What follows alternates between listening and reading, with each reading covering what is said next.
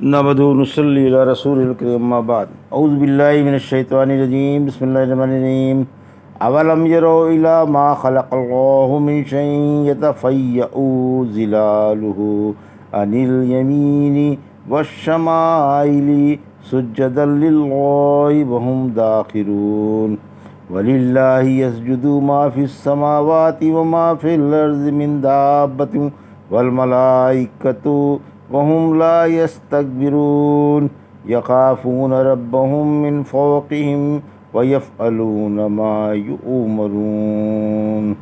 آیت سجدہ ہے، سجدہ کر لیجئے۔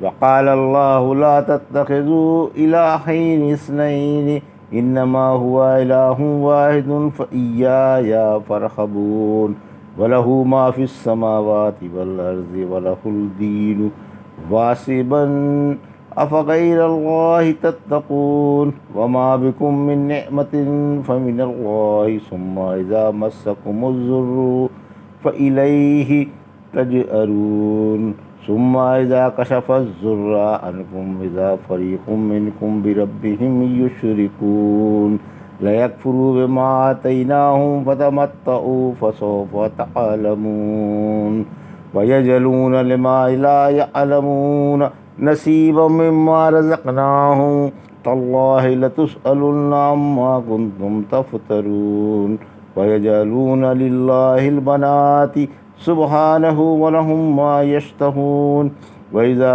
بُشِّرَ أَحَدُهُم بِالْأُنثَىٰ ظَلَّ وَجْهُهُ مُسْوَدًّا وَهُوَ كَظِيمٌ يَتَوَارَىٰ من القوم من سوء ما بشر به أيمسكه على هون أم يدسه في التراب ألا ساء ما يحكمون للذين لا يؤمنون بالآخرة مثل السوء ولله المثل الأعلى وهو العزيز الحكيم۔ ابھی آپ نے سورہ نحل کی آیت 48 سے 60 کی تلاوت سماعت فرمائی۔ ان آیتوں کا ترجمہ اور تفسیر اس طرح ہے: اولم یروا الی ما خلق اللہ من شیء یتفیأ ظلالہ عن الیمین والشمائل سجدا للہ وہم داخرون۔ آیت 48: وَلِلَّهِ يَسْجُدُ مَا فِي السَّمَاوَاتِ وَمَا فِي الْأَرْضِ مِن دَابَّةٍ وَالْمَلَائِكَةُ وَهُمْ لَا يَسْتَكْبِرُونَ۔ آیت 49: يَخَافُونَ رَبَّهُم مِّن فَوْقِهِمْ وَيَفْعَلُونَ مَا يُؤْمَرُونَ۔ آیت 50۔ آیت سجدہ ہے۔ ترجمہ: کیا انہوں نے اللہ کی پیدا کی ہوئی چیزیں نہیں دیکھیں کہ ان کے سائے دائیں بائیں اللہ کو سجدہ کرنے کے لیے جھک جاتے ہیں، اور وہ عاجزی میں ہیں، اور اللہ ہی کو آسمان و زمین کی مخلوق اور ہر جاندار اور فرشتے سجدہ کرتے ہیں، اور وہ غرور نہیں کرتے اور اپنے رب سے جو ان کے اوپر ہے ڈرتے ہیں، اور انہیں جو حکم ملتا ہے اسے بجا لاتے ہیں۔ یہ تھا ترجمہ سورہ نحل کی آیت 48 سے 50 کا۔ تفسیر: اللہ کی عظمت و کبریائی کا بیان، یعنی اللہ کے سامنے ہر چیز جھکی ہوئی ہے اور تمام مخلوق اس کی فرما بردار ہے اور اس کے آگے سر بخم ہے۔ انسان، جن اور فرشتے سب اسے مانتے ہیں۔ ہر چیز کا سایہ صبح و شام مخالف سمت میں جھک جاتا ہے، اور وہ چیز سائے کے واسطے سے اللہ کو سجدہ کرتی رہتی ہے۔ زوال آفتاب کے بعد ہر چیز اللہ کو سجدہ کرتی ہے اور حالت عاجزی میں جھک جاتی ہے۔ ہر چیز کا سجدہ اس کا سایہ ہے۔ پہاڑوں کا سجدہ ان کا سایہ ہے، اور امواج بحر کی نماز ہے۔ فرمایا سورہ رات کی آیت 15 میں اللہ کو آسمان و زمین کی تمام مخلوق اختیاری یا غیر اختیاری طور پر سجدہ کر رہی ہے، اور صبح و شام ان کے سائے بھی سجدہ کرتے ہیں۔ آیت 49: ملائک بھی خوشی خوشی سجدہ کرتے ہیں، یعنی فرشتے بھی اللہ کی عبادت خوشی خوشی کرتے ہیں اور عاجزی کے ساتھ اسے سجدے کرتے ہیں۔ آیت 50: یعنی فرشتے اللہ سے ڈر کر اللہ کو سجدہ کرتے ہیں اور اللہ کی فرما برداری میں اور اس کے احکام کی پیروی میں لگے رہتے ہیں۔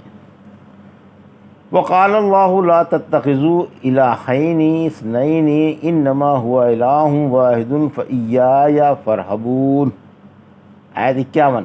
وَلَهُ مَا فِي السَّمَاوَاتِ وَالْأَرْضِ وَلَهُ الدِّينُ وَاسِبًا أَفَغَيْرَ اللَّهِ تَتَّقُونَ۔ آیت 52۔ وَمَا بِكُم مِّن نِّعْمَةٍ فَمِنَ اللَّهِ ثُمَّ إِذَا مَسَّكُمُ الضُّرُّ فَإِلَيْهِ تَجْأَرُونَ۔ آیت 53۔ ثُمَّ إِذَا كَشَفَ الضُّرَّ عنکم اذا فریق منکم بربہم یشرکون۔ آیت 54۔ لیکفروا بما آتیناہم فتمتعوا فسوف تعلمون۔ آیت 55۔ ترجمہ۔ اللہ نے فرمایا دو معبود نہ بناؤ، معبود تو ایک ہی ہے، لہٰذا مجھی سے ڈرتے رہو۔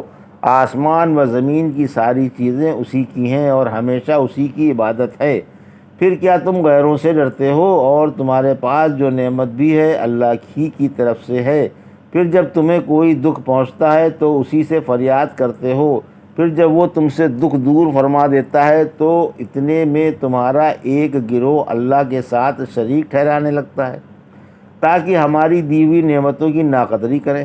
اچھا زندگی گزار لو، تمہیں عنقریب اس کا انجام معلوم ہو جائے گا۔ یہ تھا ترجمہ آیت 51 سے 55 کا۔ تفسیر۔ آیت 51۔ اللہ ہی عبادت کا حقدار ہے، یعنی اللہ کے سوا کوئی حقدار عبادت نہیں۔ انسان کا فرض ہے کہ اسی کی عبادت کرے جو اکیلا ہے، بلا شریک ہے اور ہر چیز کا خالق و مالک ہے اور تمام دنیا کا مربی ہے۔ آیت 52۔ مخلوق پر خالق کی عبادت واجب ہے، یعنی ہمیشہ خلوص سے اللہ ہی کی عبادت کرتے رہو، تم پر اسی کی عبادت واجب ہے۔ سورہ آل عمران کی آیت 82 میں فرمایا کیا لوگ اللہ کا دین چھوڑ کر کوئی اور دین تلاش کر رہے ہیں، حالانکہ آسمان و زمین کی تمام چیزیں خوشی سے یا بادل نخواستہ اسی کی فرما بردار ہیں اور سب کو لوٹ کر اسی کے پاس جانا ہے۔ شرک کی ممانعت۔ پھر فرمایا اللہ کے ساتھ کسی کو شریک نہ کرو اور خالص اسی کی اطاعت کرو۔ سورہ زمر کی آیت 3 میں فرمایا سن لو اللہ ہی کے لیے خالص اطاعت ہے۔ آیت 53۔ آڑے وقت میں اللہ ہی یاد آتا ہے، یعنی نفع و نقصان اللہ ہی کے اختیار میں ہے۔ روزی، عافیت، صحت، مدد، غرض ہر نعمت اللہ ہی کی دی ہوئی ہے۔ پھر جب تمہیں کوئی تکلیف پہنچتی ہے تو تم خوب جانتے ہو کہ اسے اللہ کے سوا کوئی دور نہیں کر سکتا، اسی لیے تم اللہ ہی کے آگے روتے دھوتے اور فریاد کرتے رہو اور ضرورتوں کے وقت اللہ ہی کی طرف رجوع کرتے رہو، اسی کے سامنے عاجزی کرتے ہو اور اسی سے مانگتے ہو۔ سورہ اسراء کی آیت 67 میں فرمایا جب تمہیں سمندر میں کوئی مصیبت پہنچتی ہے تو اللہ کے سوا تمہارے سارے معبود کھو جاتے ہیں، پھر جب اللہ تمہیں بچا کر خشکی پر لے آتا ہے تو تم منہ پھیر لیتے ہو اور انسان ہے ہی بڑا ناشکرا۔ آیت 54۔ یعنی حالت عافیت میں لوگ اللہ کو بھول جاتے ہیں اور اس کے ساتھ شرک کرنے لگتے ہیں۔ آیت 55۔ شرک کا برا انجام، یعنی شرک کا یہ انجام ہوتا ہے کہ لوگ اللہ کی دی ہوئی نعمتوں کی ناشکری کرنے لگتے ہیں اور اسی لیے شرک کرتے ہیں کہ اللہ کی نعمتیں ٹھکراتے رہیں اور اس کے احسانات فراموش کر دیں، حالانکہ اللہ ہی ان سے مصائب ہٹاتا ہے۔ پھر یہ کہہ کر ڈرایا گیا کہ اچھا اور چند دن فائدہ اٹھا لو اور حسب خواہش عمل کرتے رہو، جلدی تمہیں اس کا انجام معلوم ہو جائے گا۔ وَيَجْعَلُونَ لِمَا لَا يَعْلَمُونَ نَصِيبًا مِّمَّا رَزَقْنَاهُمْ تَاللَّهِ لَتُسْأَلُنَّ عَمَّا كُنتُمْ تَفْتَرُونَ۔ آیت 56۔ وَيَجْعَلُونَ لِلَّهِ الْبَنَاتِ سُبْحَانَهُ وَلَهُم مَّا يَشْتَهُونَ۔ آیت 57۔ وَإِذَا بُشِّرَ أَحَدُهُم بِالْأُنثَىٰ ظَلَّ وَجْهُهُ مُسْوَدًّا وَهُوَ كَظِيمٌ۔ آیت 58۔ يَتَوَارَىٰ مِنَ الْقَوْمِ مِنْ سُوءِ مَا بُشِّرَ بِهِ أَيُمْسِكُهُ عَلَىٰ هُونٍ أَمْ يَدُسُّهُ فِي التُّرَابِ أَلَا سَاءَ مَا يَحْكُمُونَ۔ آیت 59۔ لِلَّذِينَ لَا يُؤْمِنُونَ بِالْآخِرَةِ مَثَلُ السَّوْءِ وَلِلَّهِ الْمَثَلُ الْأَعْلَىٰ وَهُوَ الْعَزِيزُ الْحَكِيمُ۔ آیت 60۔ ترجمہ۔ یہ ان کے لیے جنہیں جانتے بھی نہیں ہماری دی ہوئی روزی میں سے حصہ مقرر کرتے ہیں اللہ کی قسم تمہاری اس افطرا پردازی کا تم سے ضرور سوال ہوگا۔ یہ اللہ کی بیٹیاں بتاتے ہیں، حالانکہ وہ پاک ہے اور ان کے لیے ان کی شوق کی چیزیں ہیں، اور جب ان میں سے کسی کو لڑکی کی بشارت دی جاتی ہے تو اس کا منہ سیاہ پڑ جاتا ہے اور اندر ہی اندر گھٹنے لگتا ہے اور بشارت کی برائی کے مارے لوگوں سے چھپتا پھرتا ہے۔ کیا وہ ذلت کے باوجود بھی اسے روک لے یا مٹی میں داب آئے؟ سن لو ان کی جن کا آخرت پر ایمان نہیں، بری مثال ہے، اور اللہ کی شان تو اعلیٰ ہے، وہی سب پر غالب اور بڑی حکمت والا ہے۔ یہ تھا ترجمہ آیت 56 سے 60 کا تفسیر۔ آیت 56، مشرکوں کی بری عادتیں۔ جو بنا دلیل کے اللہ کو چھوڑ کر بتوں کو پوجتے ہیں، یہ ان کی بڑی بری عادت ہے۔ سورہ انعام کی آیت 147 میں فرمایا، ان ناقدروں نے اللہ کی دی ہوئی روزی میں بتوں کا حصہ بھی لگا رکھا ہے اور اپنے زوم میں کہتے ہیں یہ تو اللہ کا ہے اور یہ ہمارے شریکوں کا، پھر جو کچھ ان کے شریکوں کا ہے وہ تو اللہ کو پہنچ نہیں سکتا، اور جو اللہ کا ہے وہ ان کے شریکوں کو پہنچ سکتا ہے۔ ان کا یہ فیصلہ بہت ہی برا ہے۔ آیت 57، کیا فرشتے اللہ کی بیٹیاں ہیں؟ یعنی ان ناقدروں نے فرشتوں کو جو اللہ کے بندے ہیں عورتیں مان کر انہیں اللہ کی بیٹیاں بنا دیں اور اللہ کے ساتھ ان کی بھی عبادت کرنے لگے۔ ان کی یہ تینوں باتیں غلط اور گمراہ کن ہیں، یعنی اللہ کو صاحب اولاد بتانا، حالانکہ اللہ اولاد سے پاک ہے اور اللہ کی شان بڑی اعلیٰ ہے۔ پھر جو اولاد کم درجے کی سمجھی جاتی ہے وہ اللہ کے لیے اور اعلیٰ درجے کی اپنے لیے، اور اللہ پر یہ الزام لگانا کہ فرشتے اللہ کی بیٹیاں ہیں، حالانکہ وہ خود بیٹیوں سے منہ پھلاتے ہیں۔ سورہ نجم کی آیت 21-22 میں فرمایا، کیا تمہارے لیے تو بیٹے ہوں اور اللہ کے لیے بیٹیاں؟ یہ تو ایک بھونڈی تقسیم ہے۔ اللہ ان کے اس غلط عقیدے سے اور اولاد سے پاک ہے۔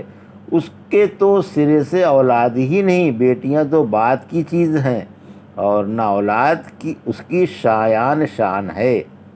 آیت 58، مشرکوں کو بیٹیوں سے نفرت۔ جب کسی مشرک کو بیٹی کی بشارت ملتی ہے تو اس کا منہ فق ہو جا کر رہ جاتا ہے اور سیاہ پڑ جاتا ہے اور وہ غم کے مارے گھٹ کر رہ جاتا ہے اور بے حس و حرکت بت کی طرح بن جاتا ہے۔ آیت 59، اور لوگوں سے چھپتا پھرتا ہے کہ کہیں کوئی اسے دیکھ نہ لے اور غیرت دلائے، اور بیٹی کو برا سمجھتا ہے اور سوچتا ہے کہ اگر اسے زندہ رہنے دوں تو بڑی رسوائی ہے، نہ یہ وارث ہوگی اور نہ اس کی طرف کوئی خاص توجہ دی جائے گی اور اس پر بیٹوں کو ترجیح دی جائے گی، یا اسے زندہ گاڑ آؤں جیسا کہ جاہلیت میں دستور تھا۔ آیت 60، پھر کیا جس اولاد کو اس قدر ذلیل نگاہوں سے دیکھا جاتا ہے اور اسے خاندان کے لیے باعث ننگ و عار سمجھا جاتا ہے، اسے اللہ کی طرف منسوب کرنے سے شرم نہیں آتی؟ ان کی یہ تقسیم انتہائی شرمناک و بیہودہ ہے۔ اور فرمایا، جب ان میں سے کسی کو اس کی بشارت دی جاتی ہے جسے انہوں نے اللہ کی طرف منسوب کیا ہے تو اس کا چہرہ سیاہ پڑ جاتا ہے اور وہ گھٹ کر رہ جاتا ہے۔ اللہ کی طرف مطلق کمال منسوب ہوتا ہے، یعنی جن کا آخرت پر ایمان نہیں، نقص والی چیزیں انہی کی طرف منسوب ہوتی ہیں۔ اللہ کی طرف تو مطلق کمال منسوب ہوتا ہے اور اللہ ہی سب پر غالب اور بڑی حکمت والا ہے۔ ابھی آپ نے سورہ نحل کی آیت 48 سے 60 کی تلاوت سماعت فرمائی۔ بارک اللہ لی ولکم فی القرآن الحکیم و نفعنی وایاکم بآیات الذکر الحکیم۔